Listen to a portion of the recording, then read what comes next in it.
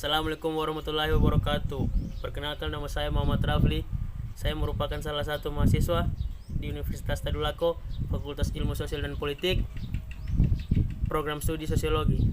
Ya, teman-teman, di sini saya akan menjelaskan sedikit materi mengenai kajian lingkungan hidup dan apa saja yang kita pelajari dalam kajian lingkungan hidup. A. Ruang lingkup dan pengertian lingkungan hidup.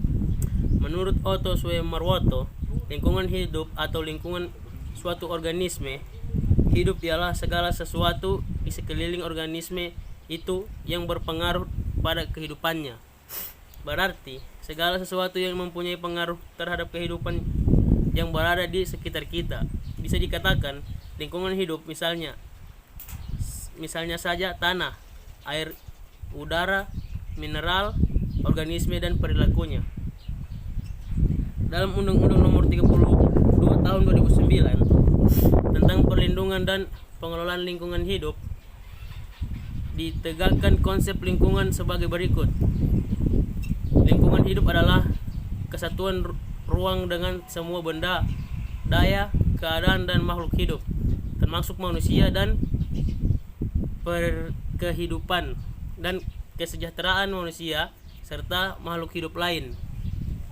Lingkungan hidup menurut undang-undang bukan hanya mempengaruhi kelangsungan kehidupan, tetapi juga mempengaruhi kesejahteraan makhluk hidup. Tanpa lingkungan hidup, kita tidak akan bisa untuk hidup normal karena lingkungan hidup merupakan faktor yang sangat penting dalam kehidupan untuk pertumbuhan, karakter, dan bisa pula untuk kesehatan. Apabila lingkungan hidup yang kita tempati keadaannya sangat kotor, maka banyak masalah yang akan timbul dari mulai terserang penyakit dan kematian. Hal itu dikarenakan lingkungan di sekitar mereka yang tidak layak untuk ditinggali ataupun lingkungannya kurang memadai. B. Konsep hubungan manusia dengan alam. Berkenaan dengan hubungan manusia dengan alam, lingkungan telah berkembang beberapa paham yang menjadi ciri pandang ilmiah pada masa tertentu. Sesuai dengan perkembangannya, telah terjadi perbedaan paham tentang kedudukan serta peranan manusia terhadap lingkungannya. A. Paham determinisme. Friedrich Ratzel, seorang ahli geografi bangsa Jerman, telah mengemukakan paham bahwa manusia dengan kehidupannya sangat bergantung kepada kondisi alam lingkungan. Paham ini diketengahkan dalam ajaran yang dikenal sebagai antropogeografi. Paham ini sesuai dengan teori Darwin tentang perkembangan kehidupan makhluk yang dikenal sebagai teori evolusi Darwin. Darwin mengemukakan bahwa makhluk hidup berkembang dari waktu ke waktu dan terjadi perjuangan hidup, seleksi alam, dan yang terkuat akan bertahan. Dalam proses kehidupan yang seperti ini, faktor alam dan manusia yang menentukan. B. Paham posibilisme. Menurut Ecce Semple, sebagai pengikut Ratzel tidak lagi memandang alam sebagai faktor yang menentukan, melainkan sebagai faktor yang mengawasi kegiatan manusia atau setidaknya mempengaruhi kehidupan manusia. Di sini manusia telah dipandang sebagai faktor yang aktif terhadap lingkungannya, sedangkan lingkungan khususnya lingkungan alam hanyalah memberikan kemungkinan terhadap perkembangan kehidupan manusia. Oleh karena itu, paham dan pandangan ini disebut paham atau pandangan posibilisme. C. Masalah ekologi dan lingkungan hidup. Pertumbuhan, perkembangan dan penyebaran penduduk dunia dengan pengetahuan, ilmu serta teknologi yang dimilikinya telah membawa dampak positif dan negatif terhadap lingkungan hidup. Dampak positifnya misalnya sebagai peningkatan kemakmuran serta kesejahteraan pada umumnya dari pengelolaan dan pemanfaatan sumber daya lingkungan. Sedangkan dampak negatifnya berupa perusakan lingkungan oleh manusia. Lingkungan yang berbeda memiliki data dukung yang berbeda. Sedangkan suatu lingkungan, daya dukungnya dapat berkembang sesuai dengan kondisi faktor serta sumber daya yang mempengaruhinya. Berkenaan dengan daya dukung lingkungan, Otto Suemarwoto mengemukakan daya dukung adalah kemampuan sebidang lahan untuk mendukung kehidupan.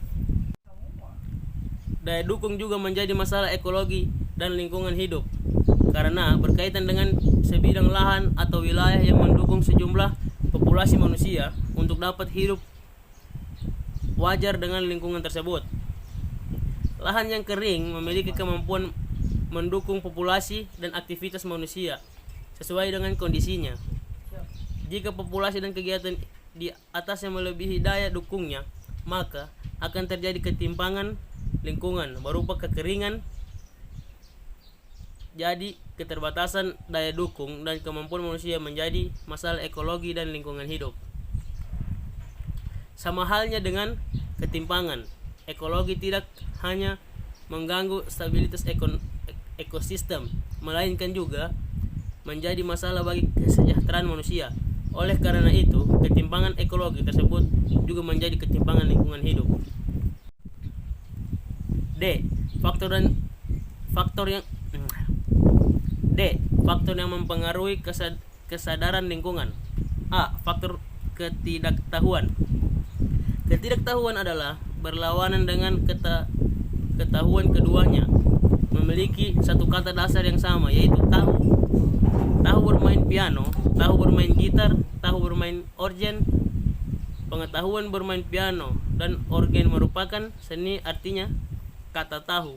Bila diberi awalan peng dan akhiran an menjadi pengetahuan. Dalam filsafat, seni, agama dan ilmu adalah pengetahuan. Menurut Surya Sumantri, pengetahuan dimulai dengan rasa ingin tahu.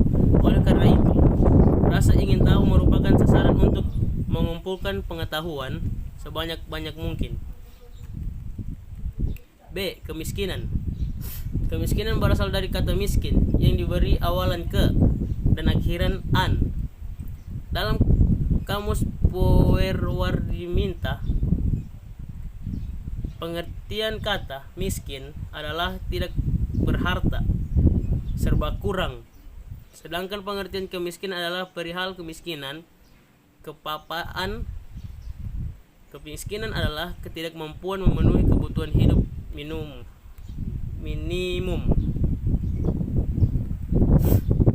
C. Faktor kemanusiaan. Kemanusiaan berasal dari kata manusia. Menurut kamus Poerdarminto, manusia adalah berakal budi sebagai lawan dari binatang yang tidak berakal.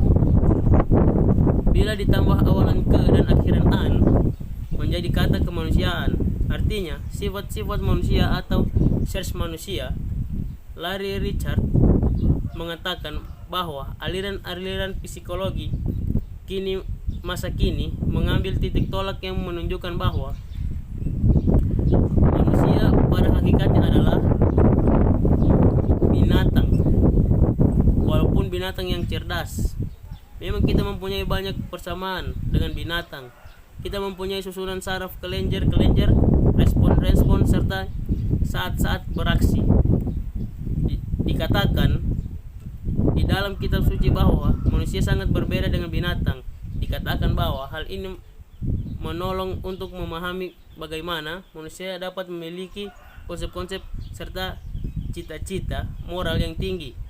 Sekalipun begitu, memilih untuk melakukan apa yang mereka tahu dan yakin salah. Herkalinaus Pasang menyatakan bahwa banyak orang di dunia berasumsi manusia adalah pusat dari tujuan dan maksud pencipta jagat raya oleh Allah. Dan pandangan ini dikenal dengan prinsip antropocentrik. Pandangan ini diikuti oleh pemikiran bahwa manusia diciptakan hanya untuk dan bagi kepentingan manusia. Hal ini menimbulkan kebanggaan dan rasa percaya diri yang berlebihan serta menilai rendah ciptaan lain. Dan akhirnya sikap itu terlihat dari tindakan eksploitasi terhadap ciptaan lain tanpa mempertimbangkan bahwa Allah menciptakan setiap ciptaan penciptaan dengan tugas dan fungsinya masing-masing dan bukan hanya untuk kepentingan manusia. D. Faktor gaya hidup. John Naisbitt dan Patricia Aburden berbicara tentang nasionalisme budaya dan gaya hidup global. Dikatakan bahwa dunia sekarang menjadi semakin kosmopolitan dan kita semua saling mempengaruhi satu sama lain. Dan yang menarik adalah gaya hidup kita berkembang semakin serupa. Ada tanda-tanda yang jelas tentang akses balik menentang kecenderungan yang berlawanan dengan keseragaman, keinginan untuk menekan keunikan budaya dan bahasa seseorang, dan penolakan terhadap pengaruh asing. Kesimpulan. Jadi, lingkungan hidup adalah segala sesuatu yang ada di sekitar kita yang dapat berpengaruh terhadap kehidupan.